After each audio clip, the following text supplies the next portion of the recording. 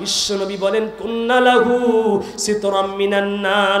ওই মা একাধিক কন্যা সন্তানের মা যদি ওই কন্যাদের জন্য দুনিয়ায় কষ্ট করে দিন পার করে কবরে যায়, আল্লাহর নবী আমি বললাম রে আয়েশা শোন, ওই মাকে আল্লাহ কোনোদিন জাহান্নামে দিবে না, ওই বাবাকে আল্লাহ কোনোদিন জাহান্নামে দিবে না, ওই বাবাকে আর মাকে আল্লাহ জান্নাতের মেহমান বানায়া দিবে।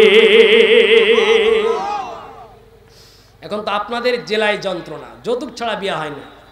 যুবকরা একটু প্রতিজ্ঞাবদ্ধ হয়ে যান তো ভাই, আল্লাহর রাস্তে খেটে খাবো, বাদাম বিক্রি করে খাবো, ন্যূনতম ঠেলা চালায় খাবো, কিন্তু যৌতুক নামের বারবার প্রথাকে আমাদের এই পঞ্চগড়ের মাটিতে রাখবো না, রাখবো না। কারা কারা পারবেন দুই হাত তুলে আল্লাহকে দেখান। কি ব্যাপার, হাত উঠায় নাকি লেগে পরের টাকার মধ্যে এত লোভ দেয়? মাশাআল্লাহ, আল্লাহ পাক কবুল করেন। শোনেন, এটা সবাই, এটা হবে কি হবে? আপনি পারবেন না, আপনার সন্তানকে আপনি হাফেজ বানান, আলেম বানান। আমার জানা মতে কোনো আলেম শ্বশুরের বাড়িতে গিয়ে আলেমরা 5 টাকা দেওয়ার পরিবর্তে আরো 50 টাকা শ্বশুরকে দেওয়ার চেষ্টা করে, ঠিক কিনা? এইরকম চিন্তা করেন। মেয়ের বিবাহ দেন আলেমের সাথে, সংসার সুখ হবে। 5 তলা বিল্ডিং এর দিকে না দেখে ঘর কুড়ে ঘর দেখে বিয়ে দেন, তারপরে দেখেন জামাইটা আলেম কিনা।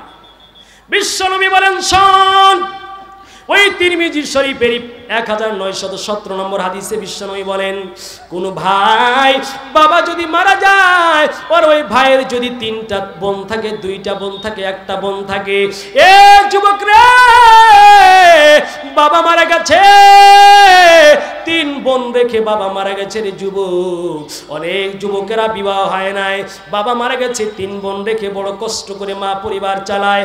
এ যুবক, অনেক যুবকরা আছে বোনের যন্ত্রণায় জুদা হয়ে যায়, ঠিক কিনা? কথা কয় না, আছে না? এ যুবক, এ পঞ্চগড়ের যুবক, এই গভীর রাত্রে এই পঞ্চগড়ে এসে বললাম রে যুবক শোন, বিশ্বনবী বলেন কোন মা, কোন সন্তান যদি, কোন সন্তানকে যদি, কোন ভাই যুবক যদি কোন বোনকে লালন পালন করে, 2-3 জন বোনকে লালন পালন করে, আল্লাহর নবী বলেন কুন্না লাহু সিতরাম মিনান নার। আল্লাহ রাব্বুল আলামিন ওই ভাইকেও আল্লাহ জান্নাতে ঠাঁই করে দিবে। সম্মানিত ভাইরা আমার, এই জন্য মেয়েদেরকে কোরআন শিক্ষায় শিক্ষিত করেন, হাদিসের শিক্ষা দেন। খবরদার ঠকবেন না, অবশ্যই ঠকবেন না। আল্লাহ রাব্বুল আলামিন আমাদেরকে কথাগুলি আমল করে চলার তৌফিক দান করেন।